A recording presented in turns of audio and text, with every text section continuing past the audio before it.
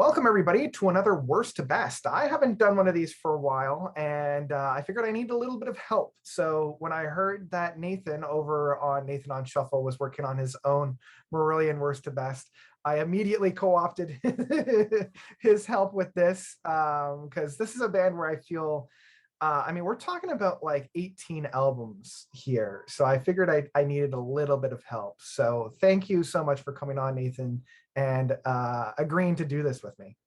Yeah, no problem. Happy to be here. So for anybody that doesn't know, Nathan has his own channel, Nathan on Shuffle. Do you want to talk a little bit about your channel and what people can expect from you for anybody that's not in the know? Yeah, sure. My channel, it's basically a place where I discuss all kinds of progressive rock music. I do a weekly news show where I talk about the latest that's happening in Prague, but I also do Prague album reviews. And I do a lot of content with my wife where I'm introducing her to Prague music, where we listen to a lot of notable Prague classics and newer Prague songs to get her into the genre, which is a lot of fun. And so it's just a lot of fun content over there with, different Prague themes. So. So yeah, definitely go and check it out. I'll leave all the information down below. And I think in a card as well at some point, like up and around the top right-hand corner. But yeah, let's dive into it. Because as I mentioned, we have 18 albums to talk about. We are not going to be talking about Less is More because I just feel like, well, we both feel as though it's less a studio album and more like kind of a side project or like a longer or extended EP in that case. So yeah, and at the end of the day, this is our show. We can do what we want. So I'll let you take the lead. What in your, and I guess we should also preface, like we're only looking at studio albums. We're not looking at any of their live stuff. We're not looking at any of the special edition materials or re-recordings because they have gone through and they've re-recorded and remastered a couple of their albums, but we're mainly just looking at whatever it was they produced. And I think that's about it. I think, yeah, this is just our opinions. And I'm really excited to see kind of how similar and how different our lists are. Right. So I'll let you take the lead. What in your mind was number 18? What is their least best album? All right. So as a preface, I'm new to a lot of these albums. I haven't really followed Marillion super deeply until recently. So this was a project I wanted to do to get more into the band because I've heard so many great things, and the few albums that I have heard from them I've liked, but I always struggled with their catalog in full before. And so this was part of the reason why I wanted to get into these albums. But so take that with a grain of salt that a lot of these are first take kind of opinions, and I haven't heard a lot of these multiple times. I mean, I've listened to them several times for this project, but I haven't been listening to them for years like a lot of Marillion fans have. So for sure, yeah. But my number 18 was Radiation. Radiation. Okay, I'll put Radiation at number 18. So this is from so tell me why. What didn't do it to you for Radiation? So it's actually it's not bad, but it just wasn't as memorable as some of their other albums. It has a lot of pleasant tracks that I enjoy that I think sound really, really good, but it's more generic sounding than a lot of their other albums. There wasn't really a unifying theme or character to the album that really stood out to me. And some of the tracks dragged on a little bit. Like I believe one of the tracks, Born to Run, was a little bit a slow and a simple blues song. There's some more moodier, quieter sections, but there's a few higher energy rockers, but overall it just didn't grab me as much as a lot of their other material. Yeah, for sure. Yeah. I totally agree to that. Now, luckily, well, I say luckily, and this is, I think, where we're going to garner some really interesting conversation. My least favorite one is Somewhere Else. And it's interesting because, so I came into Marillion pretty early on. Like it was one of the first bands that I remember really falling in love with when I was really getting into progressive rock. My dad had their first and fourth album. so I love those ones. And then I went out and I looked for them myself, and I found Marbles, and just again fell in love with Marbles. And so Mhm. this was the first album of theirs that I got into after falling in love with all those albums. And like the first new release from them was this one. I enjoyed it at the time, but looking back, I'm not a big fan. Like outside of one or two tracks, I can't honestly remember too much else of this project, even with so much time with it. I don't know. I think it has some of the more weak moments. It's a very chill album, but I think Marillion works the best when they are a little bit more on the bombastic side. So Yeah, that's why I have it as my least favorite. fair. Um, yeah. So what do you have for number 17? Okay, well, this works well. I have Somewhere Else as my Oh, number perfect. 17. Yeah. Hey, I kind of figured like I feel like they're going to clump and just kind of like move around a little bit. Oopsies. Like they're all kind of be in the same kind of variety, but Yeah. just kind of move slightly. So yeah, what did you think about Somewhere Else then?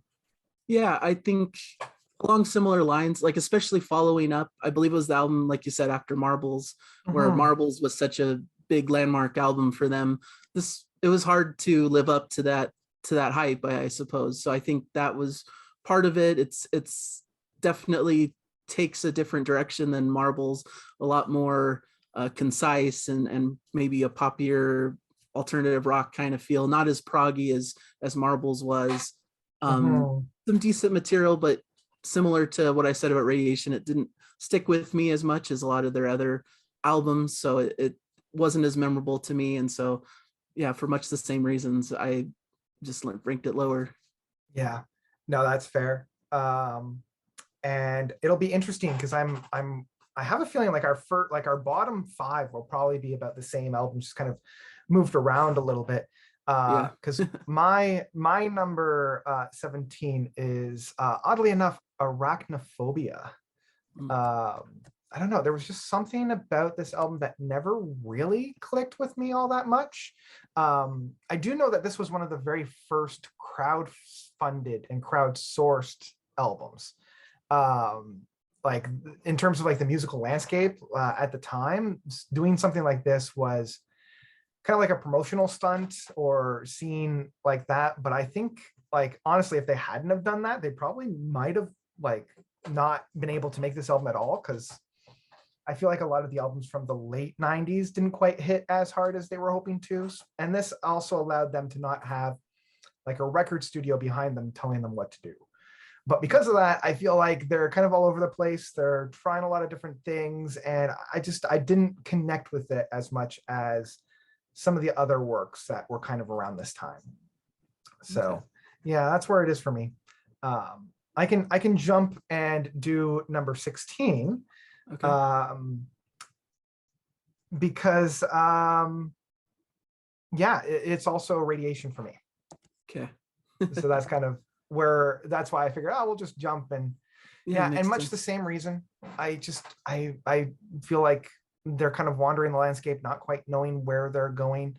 Um, some of the tracks on here are all right, and it does like elevate the music a little bit for me, but I don't know. Overall, I don't come back to this one quite as often.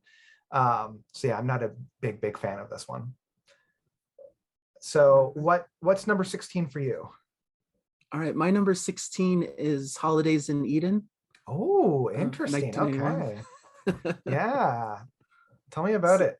So I thought it was okay, but it really leaned heavily in parts on this more pop rock sort of style. It wasn't as proggy, and I think it's quite a shift in direction from Mhm. the more proggy or Fish era, which I believe this is the second album with Steve Hogarth, but It is, the yeah. one before it was a little more in that Fish sort of style musically, where this is Mhm. really them embracing more of a different direction. And so it was a little odd to me. I'm not sure it completely worked as an album. But there's some fun tracks, of course. I like the opening track, Splintering Heart is really great. And some of the tracks towards the end, but there's a lot of these more singles kind of tracks that didn't grab me as much, maybe feel a little bit dated now. And just overall, it didn't grab me as much as some of their other material. Yeah, I agree. I think that this is the best iteration of their more softer side of the album in terms of like as an album as a whole. Um, so yeah, I can understand that. Um, so moving on to number 15, I know I'm going to get a lot of flack for this one. I know going in, I know that this is a spicy opinion. So I know this. I am full. I am ready for all the backlash this is going to get. But for me, it is F Everybody and Run, their Fear album. I just, I don't. This is one of the few albums that I don't get the hype. Um, I appreciate and I like what they're doing with this album. I like that there are a few, like I think 4 tracks that are quite long in lengths, and I like that. But it is kind of split up. Like they actually split the track up in the runtime. And I don't know. There's just something about this album that has yet to click from me. And about once a year, I return to it still to try to figure out what it was that didn't quite connect with me. I still haven't figured that out. So it's kind of where I am for Fear. Interesting. Yeah, it's just not for me. And I know that I'm the odd one out. But yeah, that's why Fear is at number 15 for me. And I'm ready for the backlash. Because Yeah. I know people love this album. But yeah, what's number 15 for you? So my number 15 is Happiness is the Road from Okay. 2008. Yeah. This is why I love doing these things, because of the difference in opinion. Okay, tell me about Happiness is the Okay. Road. Now, there's a lot of great stuff on it, certainly. But I think it's just there's so much on it. It's like 2 discs. It's really long, and so it just a lot of songs get lost in the mix a little bit for me. And it just makes for a hard listen all the way through. I mean, if I break it up and just listen to one disc at a time, that helps. And I think each disc has a little bit of its own flavor, which is really interesting. But as a whole piece, I just feel like there's too much possible filler on this that just doesn't grab me as much as some of the better tracks.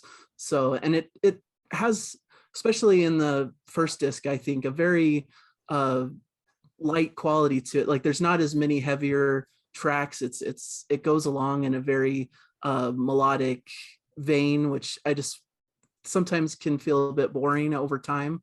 I wish there was more variety, and maybe the tracks were kind of mixed around a little bit different. Maybe it's part of the sequencing that's the problem, or consolidating it into one album of the best pieces. But as a full, it didn't grab me as much and feels a little bit inconsistent at times. Yeah, for sure. I can understand that. I for sure. I have it a little bit higher up, so Sure. I'll tell you a little bit about my thoughts. But yeah, I can totally see what you're talking about. Being a double disc concept album with 2 very distinct concepts. It's definitely kind of overblown a little bit. So let's head back to you. I like this idea of like 2 and 2. So Okay. you can lead the next 2. What's number 14? All right, my number 14 was Marillion.com. Marillion.com. Okay. Yeah. Yeah. So Which yeah, tell me about Marillion.com. I actually enjoyed it. It was a cool album. It has some like heavier rocking stuff in it, which I really enjoyed. It's has some really cool songs. I love Interior Lulu is one of my favorite tracks of theirs. I think it really is a great longer piece. So some great epic stuff in it.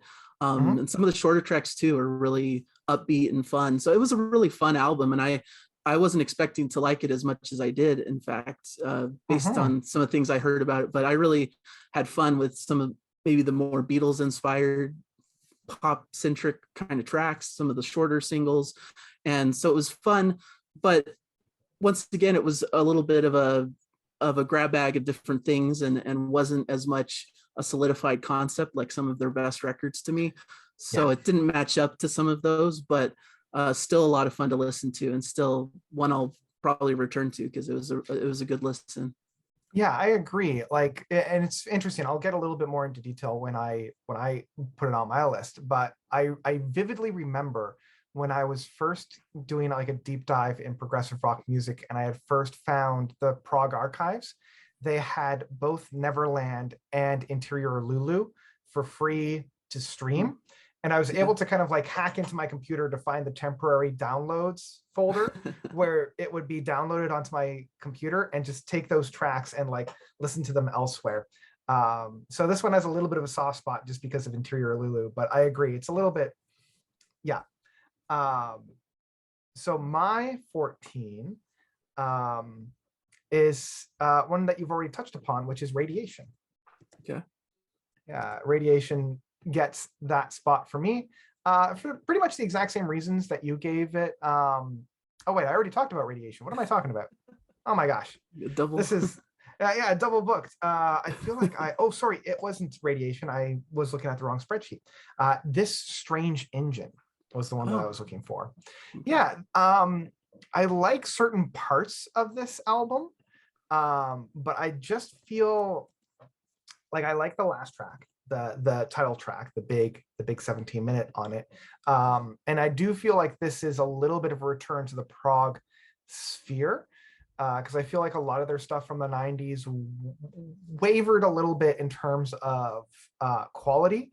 But I do feel as though they're still leaning a little too hard on like the 90s Radiohead-ish, like popular Britpop stuff, and they weren't really finding their own essence like they did in the 80s or they will in the later 2000s. So I feel like this is kind of like a roadmap for what's to come, but we aren't quite there yet. You know, it's kind of like arriving somewhere but not here, kind of an idea in that sense. Um, so yeah, that's kind of where I'm at for this Strange Engine. Um, so what you've got for number three? Or sorry, number three, number 13. Number 13. This Yeah. is where I've placed Anarachnophobia. Okay. Yeah, which I really liked. I think I'm a little higher on it than you. Uh-huh. I appreciated the variety that's on it, that each track sort of has its own vibe and almost is playing in its own genre. There's a lot of energy and a lot of interesting things going on. I like some of that it just feels like they're experimenting a bit, and it's a fun experimentation to me. Like it's like they're trying to figure out where they want to go next, and they have tracks that are more based on like Quartz, which is a little bit has a funkier, jazzier kind of feel to it. Uh-huh. Uh-huh. Map of the World is a more generic pop song, but then there's like a cool bluesy song, Fruit of the Wild Rose, which has a great organ section. Just some really cool, interesting things going on here that really grabbed my attention throughout the whole record, but also some of the things they're known for with more melodic ballads and really epic feels to it, like When I Meet God or This is the 21st Uh-huh. Century. Just really a cool record that has a lot of variety to it and kept my interest throughout the runtime. So I really Oh, appreciated this one. I thought it was really cool. oh, great. Yeah, I and like thinking about it, like I do enjoy some of those longer stretches. So like this is the 21st century and like those types of tracks. So yeah, yeah, I get it.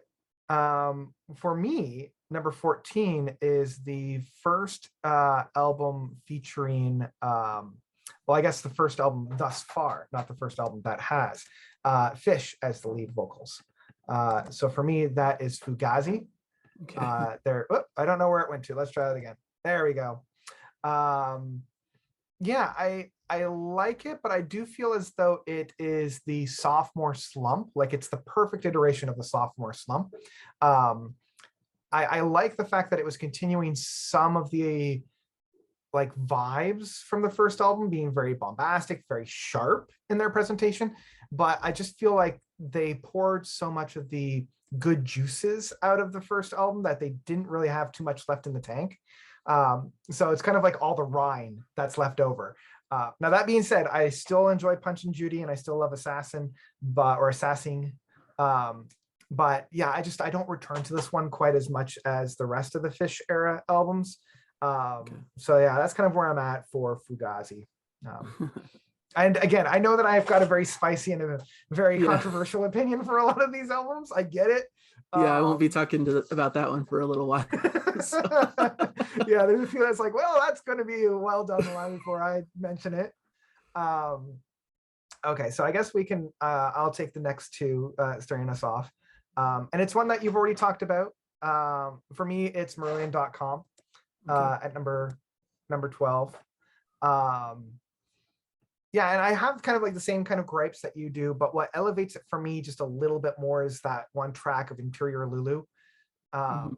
Just I have such a fond memory, and I love that big bombastic hit that Interior Lulu has.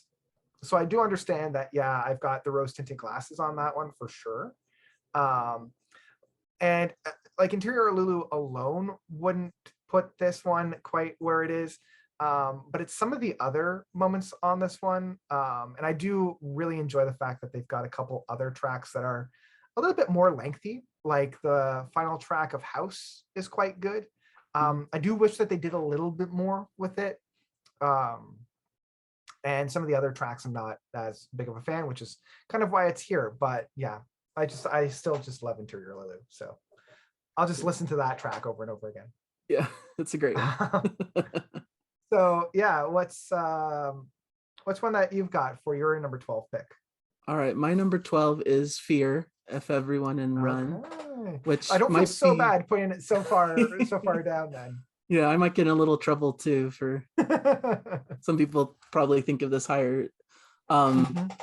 but probably similar to you, I don't know if it's just that I need more time with it or what, but there's so much there, and some of these longer tracks lose my attention at times. Um, they just don't grab me as much as some of their other epics.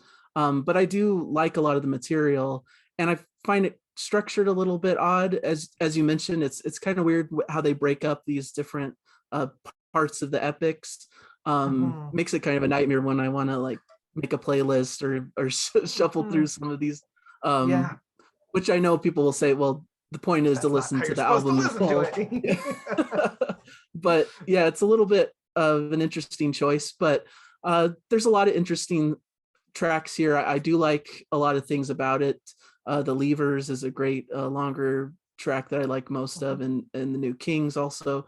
Some of the shorter tracks were a little bit forgettable to me, and El Dorado dragged a little bit in my opinion, but overall it was an interesting listen, and one that I feel like would probably uh, maybe raise as I listen to it more often. I feel like I need to give this one probably more time, but listening to it just a few times, it just hasn't grabbed me as much as some of their other Mhm. material. Yeah, and if it's anything like my experience, giving this more and more time, it doesn't really warm up. But that's just Okay. again, that's just me. Oh boy. So yeah, for me, for number 11, this one was hard because now we're getting into kind of like the midpoint, and it's hard to kind of distinguish. Yeah. Um, but I think for me, number the next one up is Afraid of Sunlight. There, I listened to both the original and the like the kind of like the remix and the remastering that they did, and I don't know, like there's moments on this album that I really do love. I love the title track of Afraid of Sunlight, but there's a lot of tracks on here that I keep scratching my head over, and I'm not the biggest fan of those. Like the Cannibal track, what is it, like the Cannibal Surfer track, that Yeah. I'm just like, what are you guys doing? I'm not a big fan of it. I do know that a lot of people love like Gazpacho, and it's a good track. But yeah, outside of maybe the title track of Afraid of Sunlight and maybe After Sunrise and King, the rest I kind of like take or leave.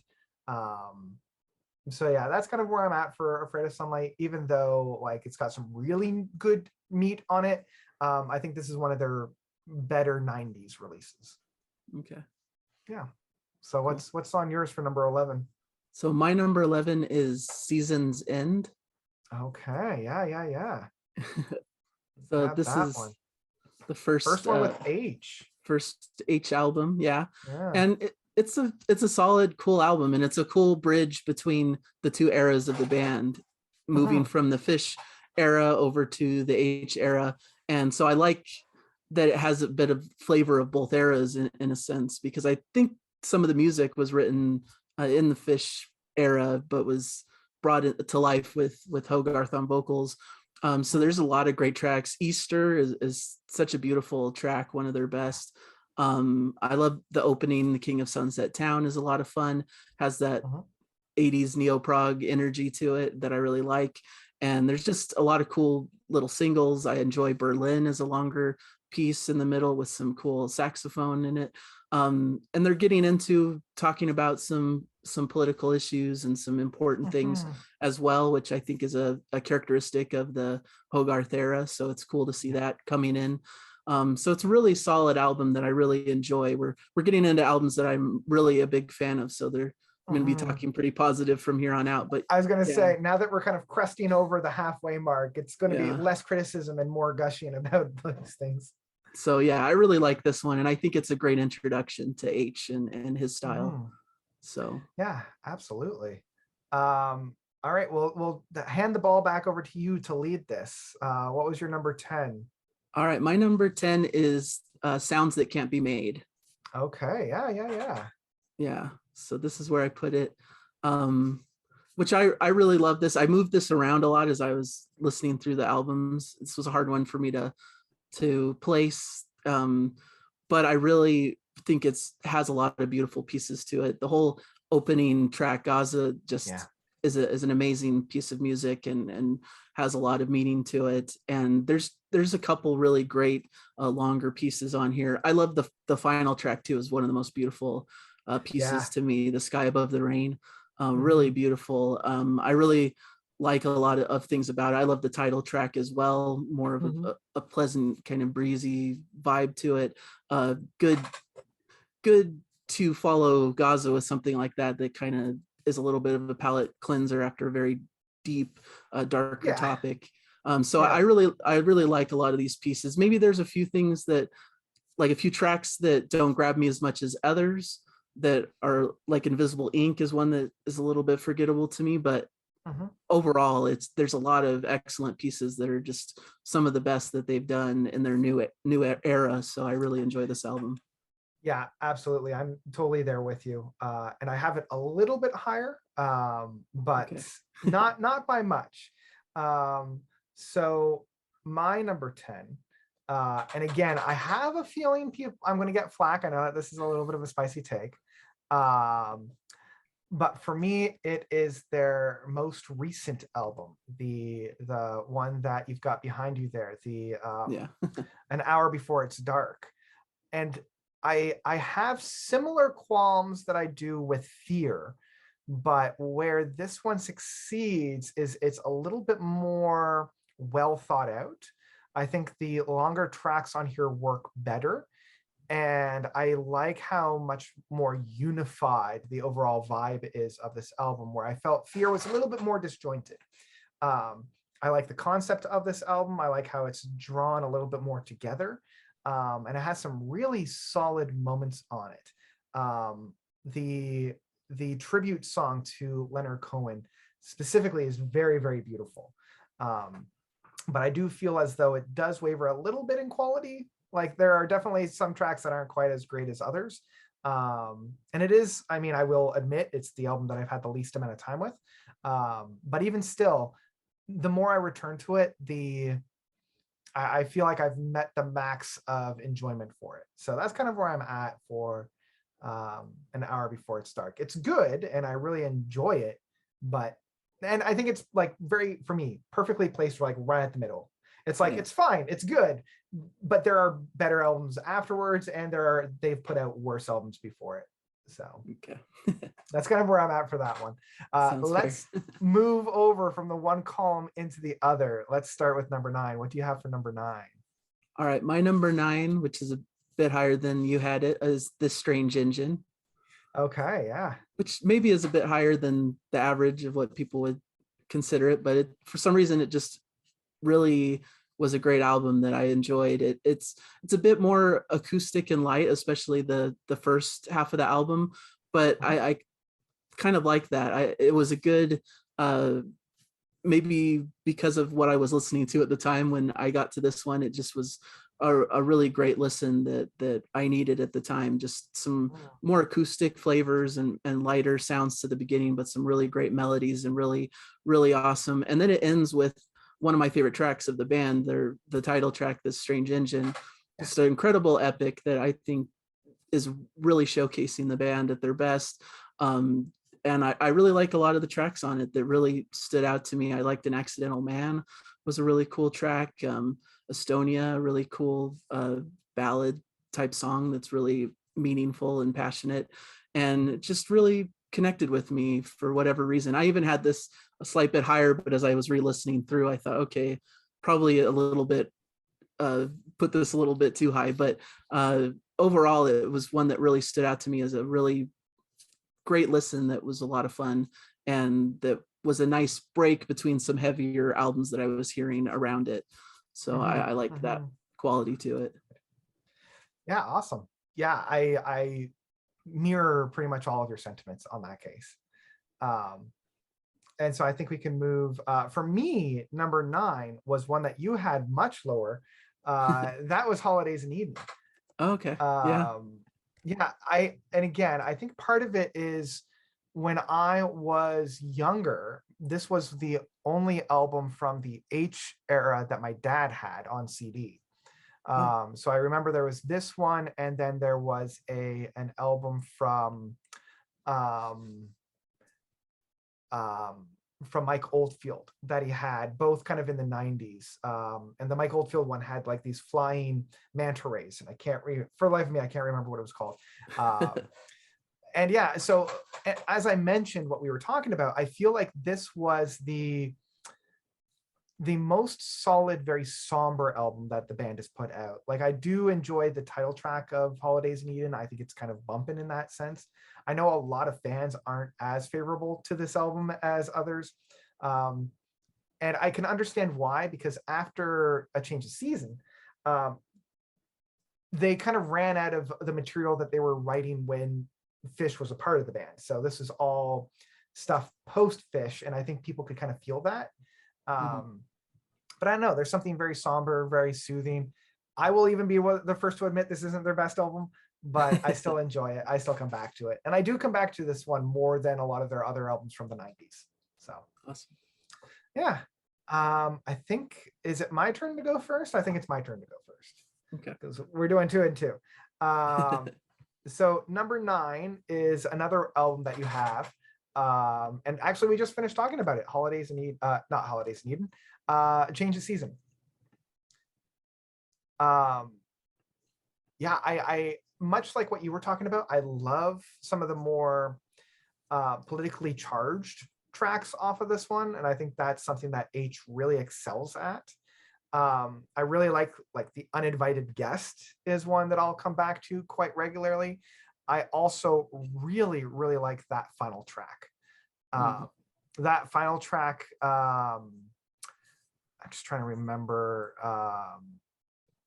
what it was called. It is The Space. The space. Yeah. It's so dark and menacing, and it kind of shows that even though H is a little less sharp and a little less bombastic than Fish, they can be just as dark. And yeah, that in and of itself was enough to elevate this to on this side of their discography for me. Cool. Um, so yeah, what's your number 8?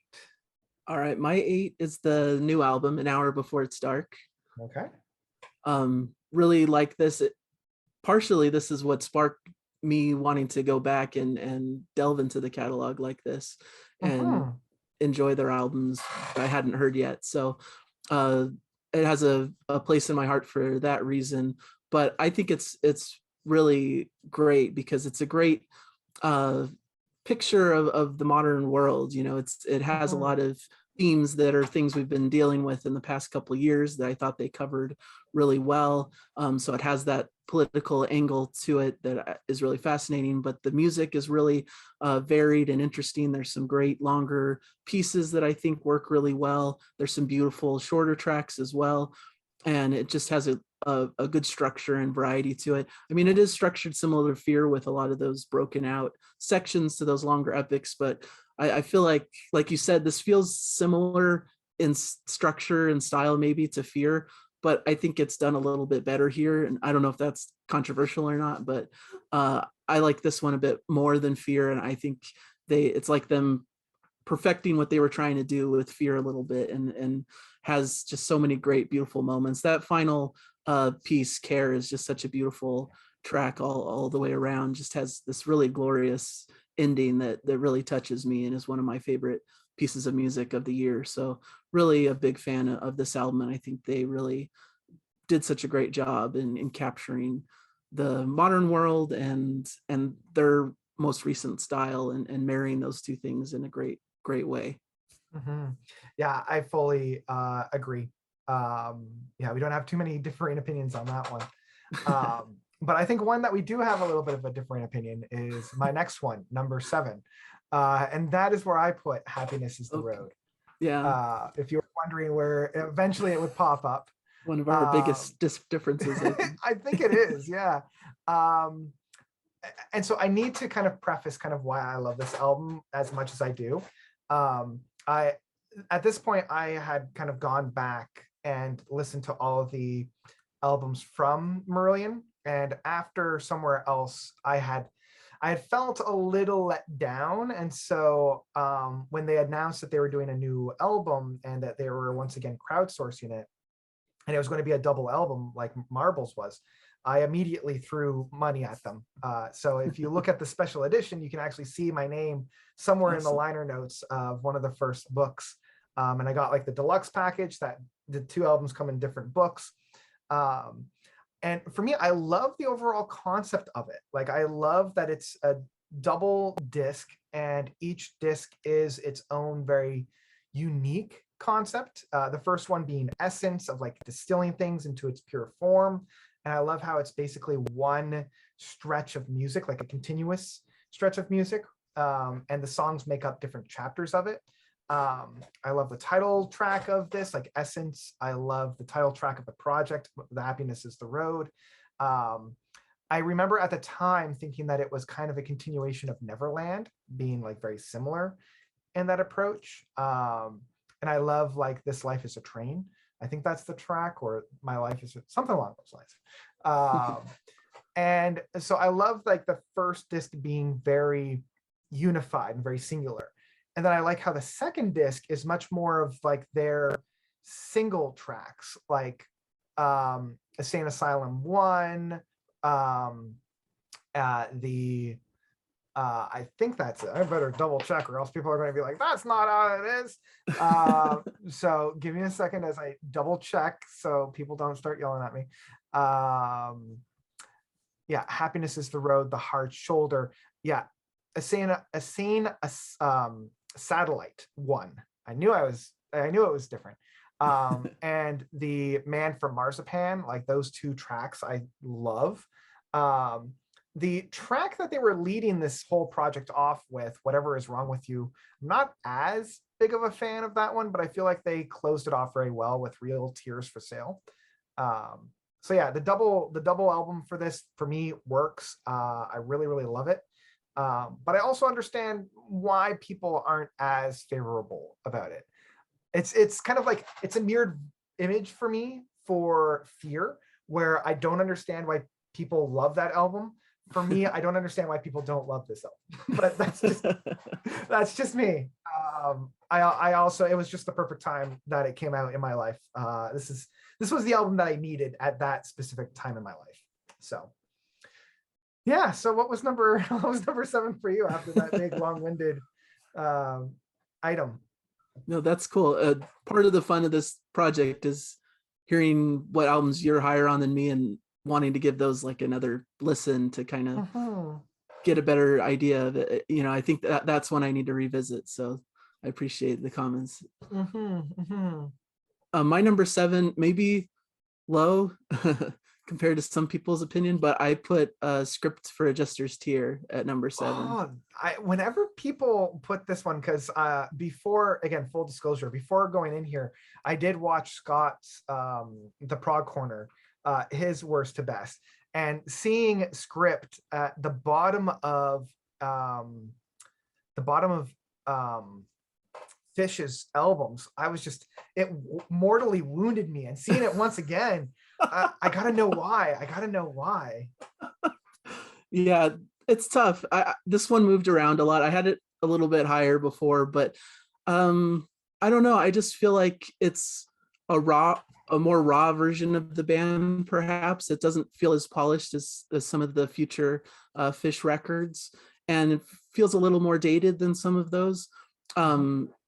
But it's still a great album. I mean, it's still high in my list. I still really love it. I'm not knocking it. I think it's really fantastic. It showcases Fish at his most dramatic and big, and has a lot of really cool proggy pieces. Maybe one of the proggiest albums, I would guess. I really love The Web is probably my favorite track on the album. I think it's a fantastic prog song, one of the best prog songs that I've heard, and it's really fantastic. The opening, Script for a Jester's Tear, I like, but I feel like I may have heard it a bit too much because it drags a little bit for me in comparison to some of the other stuff. But I know it's a classic, and I know it's a really great showcase for Fish's vocals and giving the band a chance to shine. I love the final track, Forgotten Sons, is fantastic. Another top tier track from the band. So all in all, it's excellent. I like how it's structured as well. Just kind of the perfect shorter length and easily digestible, has some of their proggiest moments. So it's great. I really love the other Fish albums just a little bit more because they're more conceptual and have a little bit more of an updated sound to them, even though it's still in the same era. And I believe the drumming is a little bit better on the other Fish era records. Because I believe they updated their drummer after this. It was a different drummer. Yeah. So I just appreciate the lineup on the other Fish albums a little bit. That's fair. But it's definitely a good album. I'm not saying it's bad. And I know for a lot of people, this is like maybe the top album or one or two or something, but I really like it. This listen through when I was trying to rank everything, a few albums just struck me a bit more. And this was one I kind of already knew of. And so it wasn't as fresh and exciting as some of the other albums that I was discovering in this pass through of their catalog. Okay, that's fair. That's fair. And again, it's really interesting to hear kind of the justifications for these, because like I wanted to reach through the screen. I'm like, tell me more, tell me why. Well, that's just me. Now I want to say that I think you're up next. I think because I did the last two. So if you want to take number 6, what was your number 6 choice? All right, my number 6, quite a bit higher than your where you put it, but this is Afraid of Sunlight is my number 6, which I really loved. And as I listened more to it, I loved it even more. I kept raising this one up higher and higher, just because it just is so fresh of a record. It's really, to me, it's sort of the other half of when we'll get to it, of Brave. Like, it was made around the same time, but it was, to me, it feels like a bit of a response to Brave, where that was a lot more dark and had a lot more heavy topics, where this is a bit brighter and more light, and a great companion to that to balance out that feel of Brave. So I like that side of it. It just feels really uplifting at parts and really beautiful. Great songs that just really stuck out to me. I love Gazpacho. The opening is just really unique piece of music that really takes you on an adventure. I actually really like the Cannibal Surf Babe. I think it's a cool, unique piece in their discography. It's like this Beach Boys inspired number that really different and fun. But I really appreciate it. I love Afraid of Sunrise and Afraid of Sunlight, 2 tracks that are just beautiful with maybe more of an acoustic feel to it. Great stuff. And it ends with one of their best tracks too, King, which I think is really awesome, heavier, harder rocking song for them that has some Mhm. great proggy moments. Really, really just an album that was refreshing and really felt like a really solid piece that hung together really well and is just compact, and everything, every track to me was just really, really good. And so I really enjoyed that one a lot. Awesome. Yeah, that makes total sense. So number 6 for me, let's see here. Yeah, this is the second album to feature Fish on my list. And again, I have a feeling a lot of people will be screaming at their screens for me. I know that this is a spicy put, but it's Clutching at Straws, the last album with Fish.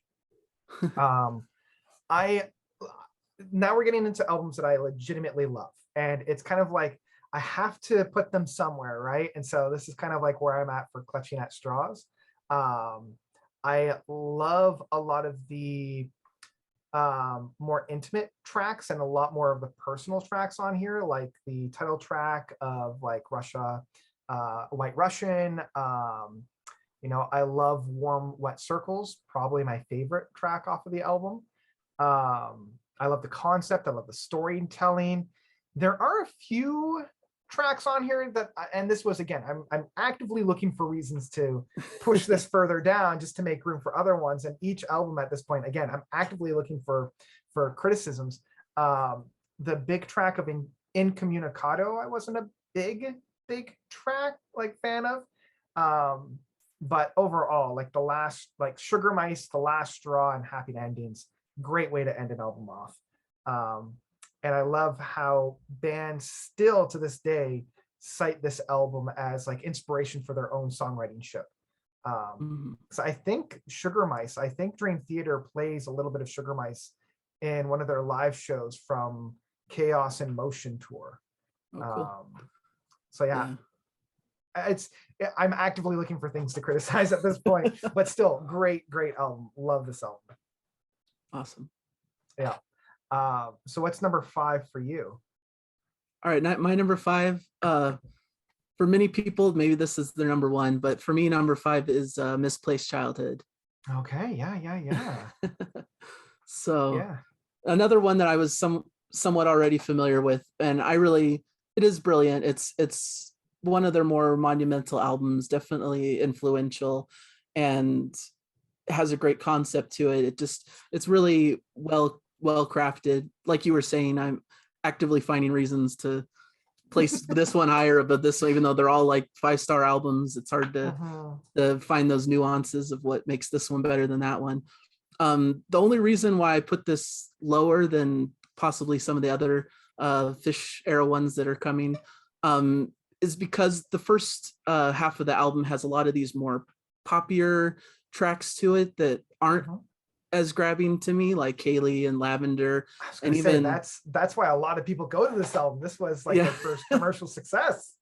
yeah. I guess But my prog I get leanings it. kind of shine through. Yeah. But I love Absolutely. the proggier parts of it, like Bittersweet. And I love the whole Blind Curve Mhm. section from the second half. Pretty much the whole second half of the album is just perfection. It's one of my favorite sections of any album. I really love it. I love how Childhood's End leads into White Feather. Just there's this really cool proggy section that kind of is the outro to those tracks. And it's Mhm. just really a great concept and a great feel. Really a classic album that I've enjoyed for quite some time. It's one of the few that really stood out to me when I was dabbling into a few of their albums. This one I really have always liked, but Mhm. maybe slightly lower than the other couple Fish ones I'm going to get to, just because of those more popular tracks, which I know a lot Mhm. of people love, and maybe that's why they love the album even more so. But for me, I'm looking for the deeper, proggier, deeper cuts in these albums. Those are the ones that shine to me, and so that's Yeah. my reasoning. No, for sure. Yeah, I'll talk a little bit when I get to it a little bit later on. But number 5 for me is another album that you had already mentioned. It's Sounds That Can't Be Made. Mm, This is another album that came out at the perfect time for me. I had just moved into a new city, and I was looking for something familiar but different, because that's what this whole new city was for me, and that's what this album was. I love Gaza. Like the way that this album opens up is still breathtaking. I love the title track of Sounds That Can't Be Made. Some of the things that they're doing on that track, I like. They are literally making sounds that can't be made. I do feel as though, and again, I'm actively looking for things to criticize about this album. I feel like the songwriting ship of Montreal is kind of weak. Again, that's another big long track of theirs, and I don't think that that track needed to be as long as it was. Like, it's very journal entry mode. It's very like the first thing that comes to your head, and it's kind of the reason why I think musicians and artists need to edit, because the lyrics at least feel very first draft. I can't necessarily say that for the music that's found on this track, but at least the lyrics, I'm like, and The Sky Above the Rain, gorgeous ending to this album. Love that ending. So yeah, that's, I mean, I'm mirroring a lot of what you said about this album, just kind of tweaking it around a little bit. Sure. All right, I think, is it my turn to go first? Sure. It's my turn to go first. I think so. Because we're into the final four. The final, like these, I would say, of like the big we're ones. gonna start with Marillion, start with these ones. And so I'm gonna start with a little bit of a controversial opinion on this one. I know a lot of people would put this as their, number one or number two, but again, we're at the top four, so that has to go somewhere. For me, it's Brave. I think that this is their best album in the 90s. It's the third album with H. I love the concept. I love how poignant it is. It mirrors, it blends what I think H does so well. It takes a very politically charged topic and puts a very personal spin on it. So we're dealing with troubled youth, we're dealing with suicide, we're dealing with very hard-hitting topics, but giving it a very human and very personal take of showcasing how the systems have failed, showcasing how mental health has failed, and giving it a very beautiful human face to it. I have the early vinyl release to this one, where the third album, like the third side, depending on where you drop the needle, this album has two endings. The first is where she literally jumps off the bridge, and it's very astute that, she jumped, because it doesn't have Made Alive, like it doesn't have the final two tracks on it. It's literally just the ocean waves for like 7 minutes. Or you have the album ending where most people know of, with the last two tracks. And I love the idea that, because the way that it's presented in the vinyl form, it can go either way. And like, that is such a brilliant statement with suicide and mental health. It's like, it can go either way. Like, for a lot of people, it's a 50-50 chance. So that's why I love Brave. This is like one of those 10 out of 10 no notes. I even looking for something bad to talk about, I couldn't find it. So that's where I'm at for Brave. Love Brave. Awesome. So what's number 4 for you after the long-winded monologue from me? All right, number 4, probably our biggest difference here. This is Fugazi. Yeah, I think that 4 is the most, almost 10-point difference. Yeah, that one and Happiness is the Road are definitely the two. Yeah, the two big ones. I don't know. I know for a lot of people, this is their lowest rated Fish era album, but for me, it really surprised me. I really liked it a lot. I thought it took kind of the blueprint that Script for a Jester's Tear laid down and made it even more polished, more of a cool package to me, more fun. Just really has a great runtime to it. I love the opening track, is one of my favorites. I love Assassin. It's just such a cool energy and almost a funkiness to it that's really fun. Great blend of prog, but also the sounds of the era. and just really some great keyboard work, and just really fun. Punch and Judy is such a great upbeat rocking track, and it just, every track to me was really standout, and it really showcased the band experimenting, doing cool things, being more prog centered, but still keeping what's true about them at the same time. So it was really a cool record that stood out to me, one that I just hadn't heard before and had skipped over, but really I got it on vinyl recently, which Mhm. also has raised it up because I've been listening to it on vinyl, which has been a lot of fun. I love the title track at the end, is one of their best tracks, just really a cool ending with some dramatic Fish vocals. It's really Fish coming into his own and really showcasing his personality. And I really appreciate just the personality of the record, the fun that there is there, the proggy moments, and it just has all of the hallmarks to me of what the band really excelled at this era, at this Mhm. point in the band. So I really like it. Mhm. Yeah, and that's what I love to hear. I love to hear how opinions differ. Mhm. And it does kind of give a new light to the album. So maybe I'll return to it with a little bit of a different mindset. Um, okay, so number three for me, and I feel like we're kind of moving things around just a little bit. Um, Mine is Misplaced Childhood. Um, and again, this is another album that came during the time that was like perfect for me. Mhm. Again, I was in a new city, experiencing things and like really craving new prog that I hadn't heard at that time. I love how basically like side one and side two are a full song. Like they're both like about 18 minutes worth of uninterrupted music. Um, I still love, Lavender and Kaylee. Um, I love how radio friendly they are, but still being very punchy and very melodramatic. Um, I love how Fish is able to tell a story. Very similar. Like it's very interesting how both Brave and Misplaced Childhoods are talking about family trauma, talking about trauma at a very early age, and how both play with that kind of concept, but executed very differently.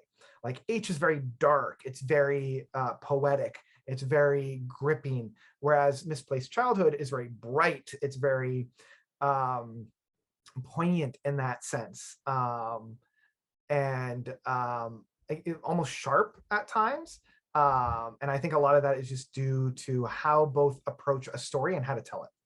So yeah, that's why it's in the top three. Again, once we get to like the top five, essentially, it's like, yeah, Yeah, 10 out of 10. We don't really have too many notes.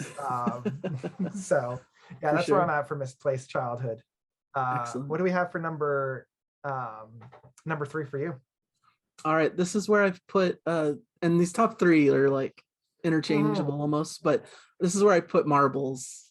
Okay. Yeah, yeah, Yeah. yeah.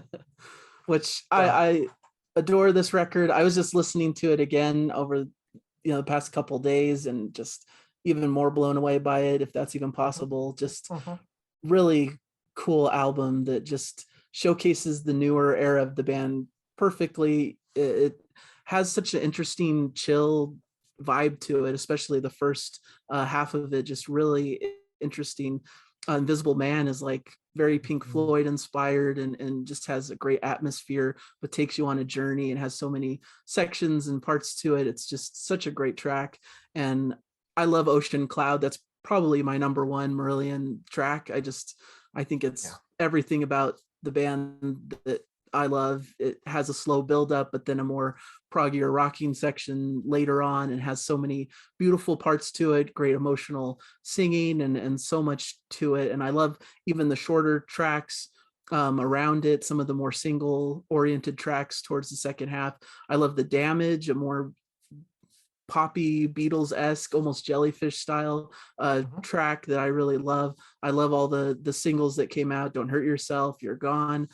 Maybe a bit more poppier and in this alternative sort of style, but still maintaining the feel of the album, and still true to themselves. Just, and it ends on Neverland, which is just the mhm. next level beautiful track. I mean, it's like magical. And one of the best songs I think I've ever heard. It's a beautiful masterpiece that has this great build to it and has some of the most beautiful melodies that I've heard. So, and I love the little marbles tracks that Pepper threw out it as well, kind of bringing a Mhm. cohesion and a unifying theme to the album as well. And each one is interesting in its own way. It's like taking the same thing but doing it slightly different throughout the album, and it just has a great flow to it. And I just there's nothing wrong with this album. It's a perfect album, one of my favorites, Yeah. and I'm just a huge fan. I just think it's great. Mhm. Um, yeah. So why don't you talk about your number two album then? I'll let you lead the cause for the second and first album. All right, so number two, you had it a little lower, but I have Clutching at Straws as my number two. Okay. Yep. So this is my favorite Fish era album. Um, it was one that I like I've been talking about. It's one I didn't hear before this project of listening to these albums for ranking them, Mhm. and I was just blown away by the concept, by the storytelling. I think it's very personal and very meaningful to Fish. It's a great note for him to leave on. It really has a lot of special meaning. It talks a little bit about some heavier topics, some like alcoholism and things that are deeper, dealing with some troubling situations, but done in a very tasteful way. And Fish just has such a great emotive vocal to really express the story and really tell it in a really compelling way.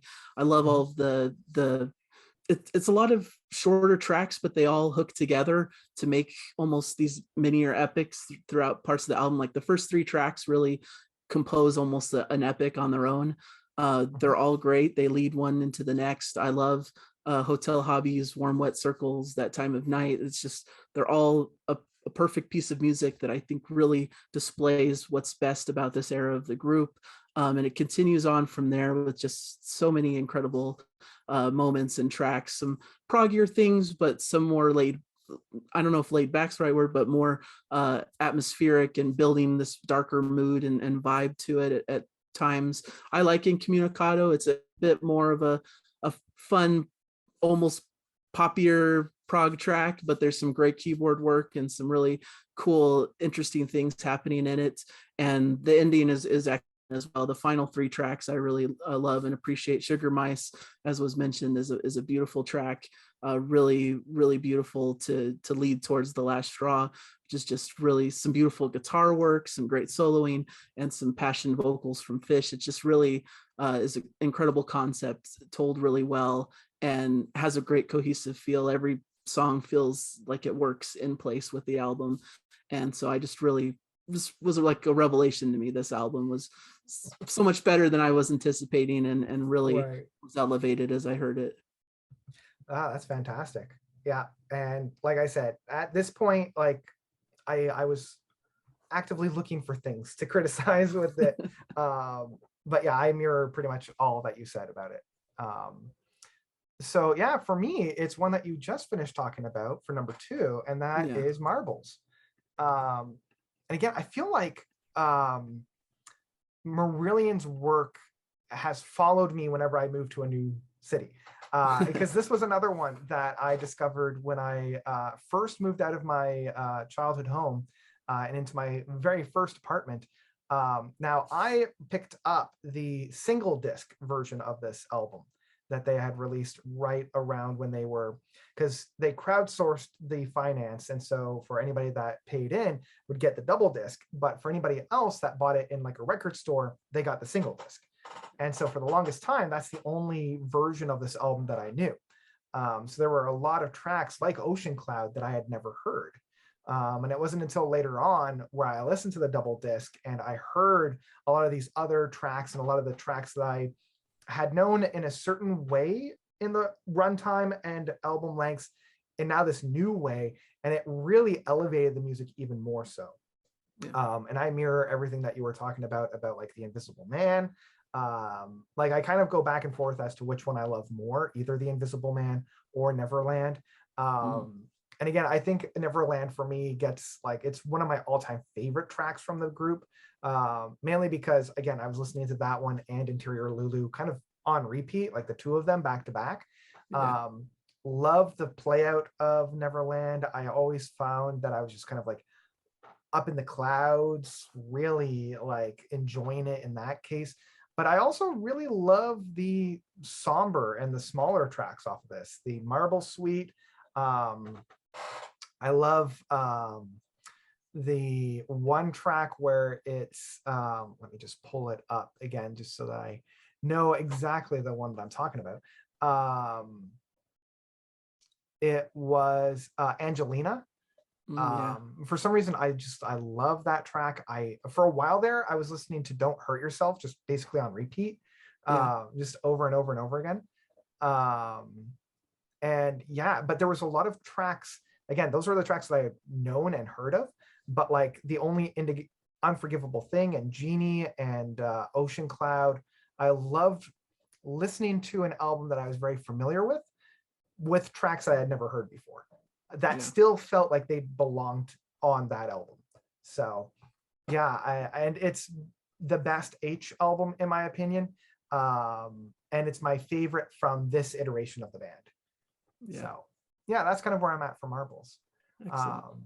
Now, just through process of elimination, I kind of figured out what your number one was. Yeah. But why don't you talk about it? All right. So my number one is Brave. Yep. And this is one of those albums that I've known for a while, and it's one that always stood out to me as one of their classics. And you talked really great about it, and so I echo what was said already. But it's just such a really personal, deep, meaningful concept record that has it touches on a lot of issues that are difficult to tackle and can be very personal and difficult. But the band does, this is what they're experts at least the H era of the a band especially, is taking these topics that are difficult to discuss, but being able to deal with them tastefully and in a way that's meaningful and that brings light certain issues that they're talking about. And so talking about suicide and depression and those types of issues is important. And I think it really is done well on the album, and it has so many great beautiful moments on it that are, there's some moodier, darker atmosphere to mirror the theme, but there's also some tracks that are a little bit more of a rocker vibe as well, to break up that melancholy feel. Because when I first listened to this, I thought it was maybe a bit too dark and melancholy, and it was almost hard to listen to all the way through because of the dark themes and because of some of the more atmospheric sections and things. But as I listen more and more, I feel like I'm maturing as a listener and starting to understand the placement of those sections and those tracks in the concept of this album. I think they're important sections and lead to the beauty of the whole piece. And so I really like it as a concept album. I liked what you said about I didn't even know the vinyl had the two different endings. I really think that's a really cool approach and really unique. It almost makes me feel even higher about it, because I think that's a cool mechanism to showcase the kind of diverging paths that can be taken. And I think that's a really cool effect. But I do love just the final few tracks. Brave to The Great Escape to Made Again is just one of my favorite sections of music. It's just really heartfelt and emotional and has so much meaning and is so deep, but it is has these great themes and these great melodic sections that really elevate the music. I just love the Brave, the title track, the building atmosphere with the touch of like a Celtic vibe of the bagpipes, and leads into this like mournful feel, and leads to that The Great Escape, which is just one of my favorites from them. Just it's an excellent ending to an excellent piece. And I like Made Again. I like how you go through this dark emotional feel, but I think that's the relief that, at least for me as a listener, I like the relief at the end of having a bit more of a lighter coda, more of a positive feel to end the album on after a very dark, melancholy feel before it. And so I think it's a well balanced album. It tackles these heavy themes really well, and it just has always struck me as an important work in progressive rock. So I really have to put this as my top album. Yeah, absolutely. And I can't dissuade, like I can't say, oh no, that's because it totally makes sense. Like these last, as I mentioned, these last 3 or 4, sometimes 5 and 6 albums, they trade places all the time. Yeah. So number one for me, again, Process of Elimination. Yeah. It is their first album.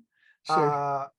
And it's I don't know, it's one that for the longest time I would just listen to this album on repeat, and just like it's so hard to divorce the cultural impact that this album had, because in the early 80s most people were moving away from progressive rock. I mean, even in the late 70s people were moving from prog, and this was one of the few, if only, beacons of bright light being like, nah, prog can be something else. And like this jump started and basically created the neo prog movement. Yeah, like it was kind of a mad dash to see who was going to be first between these guys, Pendragon, Arena. I think Arena came a little bit later, but like, and IQ, all kind of coming around the same time. But like Marillion with this album really did reshape music for progressive rock and would help lay the stones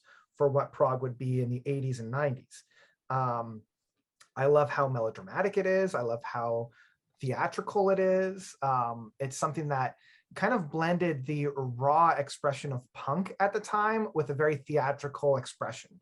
And it was like, I still have a hard time with punk. Punk is one of the few musical expressions that I don't like and I don't return to. But it took stylings of punk, that raw energy, that very bombastic approach, and made it much more accessible to me. I think the big explosion of sound just from the title track of Script, it changed. It was one of those albums that like, oh boy, this is something intense and insane. I do remember failing an English paper because of this album, because I had wrote something along the lines of, what I'm losing on the swings, I'm making up for in the roundabouts. Kind of drawing influence to, I'm losing on the swings, I'm losing on the roundabouts. Because I was saying like the momentum of this is the same, but it's different, kind of like an apples to oranges. And I used that idea in a English paper to me, and I failed it because the professor didn't understand what I was getting at. They're like, what on earth are you talking about here? This doesn't make any sense. I'm like, it would make sense if you listen to Script of Justice here, okay?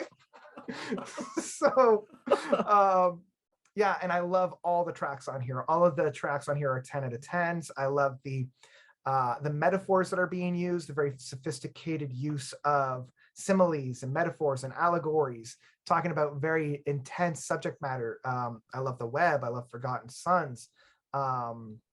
Yeah, I love all the things on this one. And this is the album that more than anyone else I'll return to. Sure. So yeah, that's why it's number one for me. It was one of the first albums that I had listened to after I had digested all of like Genesis and ELP and King Crimson. And I was looking for the next dose. And this was one of the first ones that I had. I'm like, okay, I can move beyond just Genesis, yes, and King Crimson to find more progressive rock. So yeah, that's why it's number one for me. Yeah. And I guess with you and Bo Scott, I'm kind of in the minority. I'm like, oh man, why do other people not like this album? But it's less of degrees, right? I'm sure me and degrees. Scott are probably in the minority of the general consensus.